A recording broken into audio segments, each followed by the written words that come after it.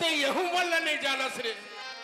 बुधरा मोत का धूर कुम्हारी ले हमन यहाँ इकरे मन के दर्शन करेला हन भैया इला गंगा कथे भाई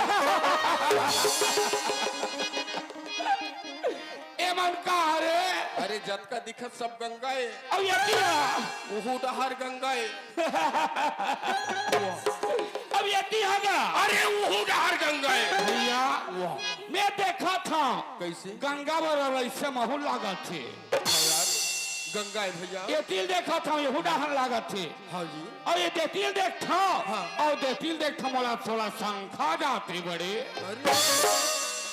ऐसे का संख्या हो गए बुधरा मैं तरफ के पूछता काला? गंगा मन के घर बड़े बड़े मेछा रख ये बुधराम भैया इला संत समाज रूपी गंगा